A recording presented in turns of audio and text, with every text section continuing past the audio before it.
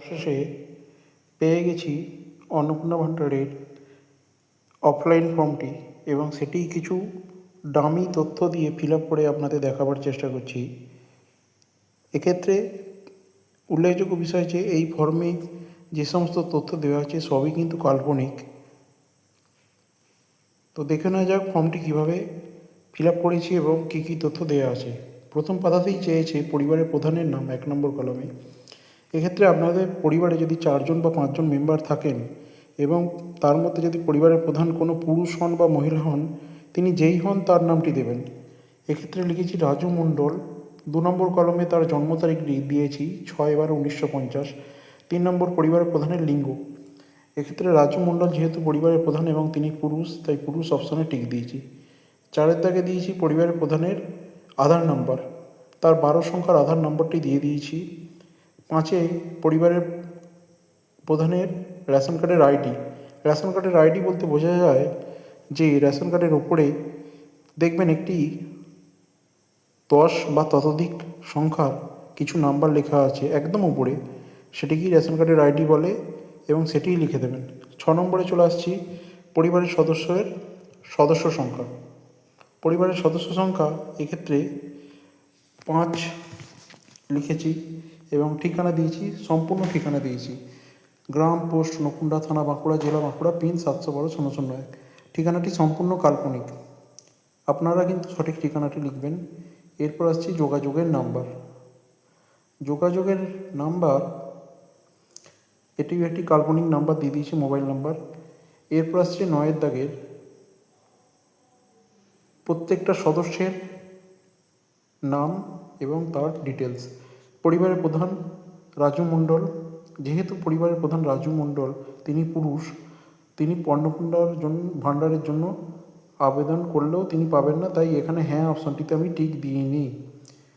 এরপর আছে 1 নম্বর সদস্যের নাম নমিতা মণ্ডল, তার জন্মসাল দেখুন 1963, অর্থাৎ তার বর্তমান বয়স 60 বছরের বেশি, অর্থাৎ তিনিও অন্নপূর্ণা যোজনা পাবেন না, তাই এখানেও হ্যাঁতে টিক দিয়ে নিই। এরপর চলে আসছি 2 নম্বর সদস্য রাহুল মণ্ডল, তার ছেলের নাম, তিনি যেহেতু ছেলে তাই অন্নপূর্ণা ভাণ্ডার পাবেন না, তার নাম, জন্ম তারিখ, লিঙ্গ এবং পরিবারের প্রধানের সঙ্গে সম্পর্ক এবং আধার নম্বর দিয়েছি। সদস্য 3-এর ক্ষেত্রে দেখুন বৌমার নাম দেওয়া আছে রিয়া মণ্ডল এবং তিনি যেহেতু 25 বছরের বেশি বয়স্ক, তাই তিনি অন্নপূর্ণা ভাণ্ডার পাবেন এবং এক্ষেত্রে হ্যাঁ অপশানে টিক দিয়েছি এবং সম্পর্কে লিখেছি বৌমা। 4 দাগে তার নাতির নাম লিখেছি এবং সেও যেহেতু ছোট এবং পুরুষ অন্নপূর্ণা যোজনা পাবেন না, তাই তার এখানে হ্যাঁতে টিক দিইনি।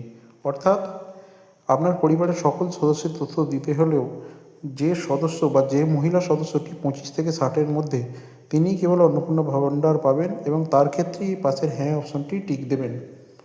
এরপর চলে আসছি 10 দাগের পরিবারের প্রধান এবং পরিবারের সকল প্রাপ্তবয়স্ক সদস্যদের ব্যাঙ্ক অ্যাকাউন্ট।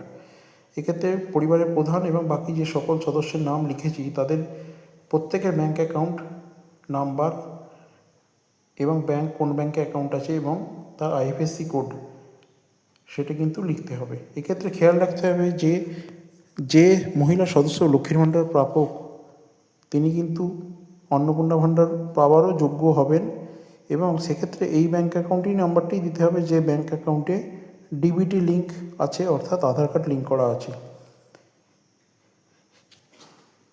এরপর চলে আসছি voter card, epic card details. এক্ষেত্রে প্রত্যেকের এপিক কার্ড ডিটেলস দিতে হবে, অর্থাৎ ভোটার কার্ডের নাম্বার এবং কোন বিধানসভার অন্তর্গত এবং তার পার্ট নাম্বার বা অংশ নাম্বার।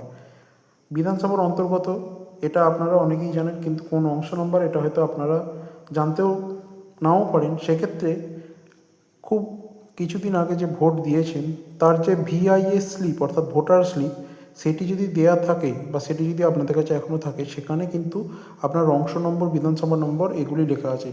পরিবারের সকল সদস্যদের ক্ষেত্রে এটা ফিল আপ করবেন। এরপর চলে আসছি বিভাগ মানে হচ্ছে জাতি, আপনি কি যে জাতির আন্ডারে পড়েন সেটি টিক দেবেন। এক্ষেত্রে রাজু মণ্ডল তপশিলি জাতির আন্ডারে বলে এটি টিক চিহ্ন দিয়েছি। এরপর আসছি রেশন কার্ড। আপনার কি ডিজিটাল রেশন কার্ড আছে? যেহেতু এনার আছে তাই হ্যাঁতে টিক দিয়েছি এবং কার্ডের ধরন, কার্ডের ধরন দেখুন, এখানে SPHH এই অপশানে টিক দিয়েছি। আপনার কার্ডের ধরন জানার জন্য আপনার রেশন কার্ডের উপরে যেখানে নাম্বার লেখা আছে তার বাঁদিকে দেখবেন কার্ডের ধরনের নামটাও লেখা আছে, সেই নাম অনুযায়ী এখানে আপনাকে টিক দিতে হবে। পরিবারটি রেশন দোকান থেকে মাসিক রেশন তুলছে কি না, অবশ্যই হ্যাঁ হলে হ্যাঁ দেবেন, না হলে না। বাড়ির ধরন, আপনার বাড়িতে কি 3 বা তার বেশি পাকা ঘর আছে, যদি থাকে তাহলে হ্যাঁ দেবেন, না হলে না এতে টিক দেবেন। পারিবারিক জমির মালিকানা যদি থাকে তাহলে হ্যাঁ, না হলে না। পরিবারের সকল সদস্যের মোট জমির পরিমাণ, এক্ষেত্রে 10 শতক দিয়েছি। এরপর চলে আসছি যানবাহন, আপনার পরিবারে কোনো 4 চাকা যানবাহন যদি থাকে তাহলে হ্যাঁ, না হলে না। পরিবারভিত্তিক সদস্যদের স্বাস্থ্য বীমা, এক্ষেত্রে একটি উল্লেখযোগ্য কথা হলো যে প্রতিটি পরিবারই কিন্তু প্রায় গত সরকারের আমল থেকেই স্বাস্থ্যসাথীতে অন্তর্ভুক্ত, এবং এক্ষেত্রে সবাই স্বাস্থ্যসাথীর আন্ডারে অন্তর্ভুক্ত বলে তাই এখানে হ্যাঁ দিয়েছি। এবং সরকারি এবং বিমার অঙ্ক প্রত্যেকের ক্ষেত্রে 5 লক্ষ, এবং বিমার প্রিমিয়াম কিন্তু নীল, কারণ কোনো পয়সা দিতে হয়নি। প্রত্যেক সদস্যের ক্ষেত্রেই কিন্তু একই তথ্য দিয়েছি। এরপর চলে আসি আয়কর, যেহেতু উনি আয়কর দেন না তাই না লিখলাম। পরিবারের প্যান কার্ড ডিটেলস এবার চেয়েছে। এবার পরিবারের প্রত্যেকের প্যান কার্ডের তথ্য আপনাকে দিতে হবে, অর্থাৎ যাদের যাদের প্যান কার্ড আছে, যদি কারো না থাকে তাহলে সেখানে NA লিখে দেবেন, অর্থাৎ নট অ্যাপ্লিকেবল। এরপর চলে আসছি কর্মসংস্থানের ধরন। কর্মসংস্থানের ধরন বলতে পরিবারের প্রত্যেক সদস্যর ক্ষেত্রেই চেয়েছে, কিন্তু এক্ষেত্রে পরিবারের হেড অফ দ্য ফ্যামিলি, পরিবারের প্রধান কিন্তু পরিযায়ী শ্রমিক বলে এখানে কিন্তু আপনাকে টিক দিয়েছি। যেটি আপনাদের ক্ষেত্রে প্রযোজ্য হবে সেটি টিক দেবেন।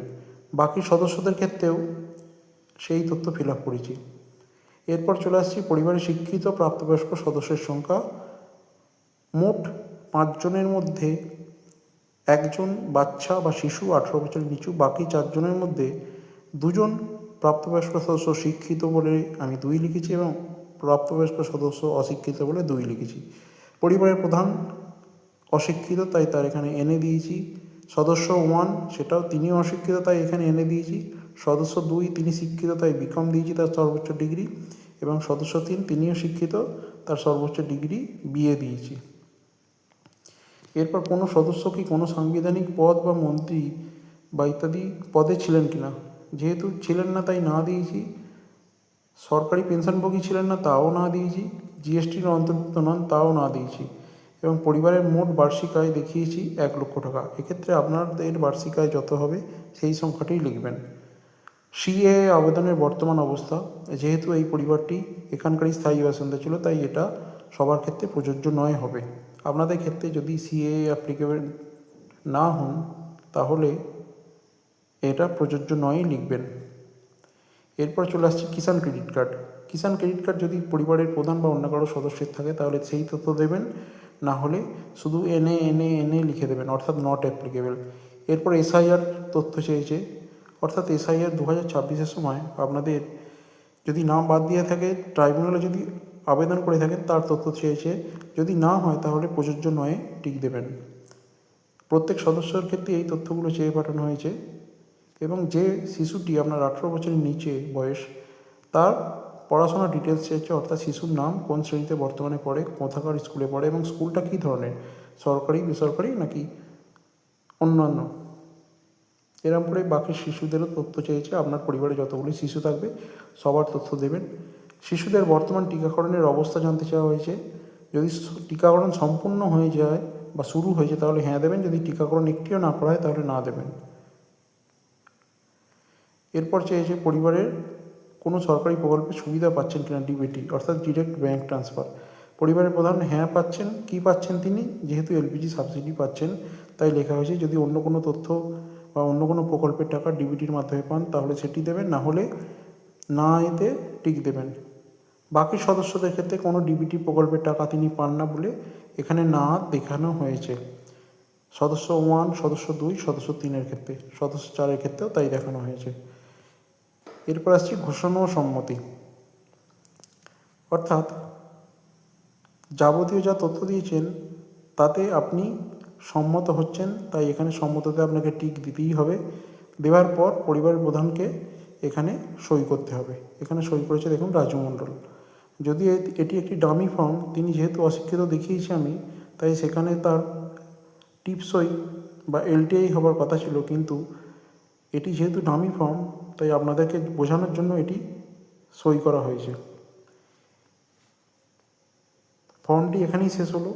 এই ফর্মটি খুব শীঘ্রই সম্ভব, যত তাড়াতাড়ি সম্ভব আপনাদের পঞ্চায়েত অফিসে বা আপনাদের যে স্থানীয় প্রতিনিধি আছে তাকে জমা দিন, এবং এই ফর্মের সঙ্গে অবশ্যই প্রত্যেক সদস্যের যে যে তথ্য আপনি ফর্মে দিয়েছেন তার প্রত্যেক সদস্যের সেই তথ্যগুলির যে ডকুমেন্ট আছে সেগুলোর কিন্তু জেরক্স কপি লাগবে, এবং সেই জেরক্স কপিতে কিন্তু প্রত্যেক সদস্যের সই লাগবে, অর্থাৎ যার যার ডকুমেন্টস তার জেরক্সে সেই ব্যক্তি সই লাগবে, যেটাকে আমরা সেলফ অ্যাটেস্টেড বলে থাকি।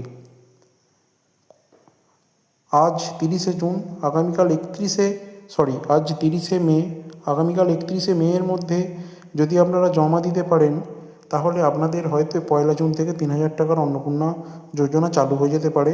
তাই অযথা দেরি করবেন না, এটুকুই আশা রাখব। ধন্যবাদ, শুভরাত্রি।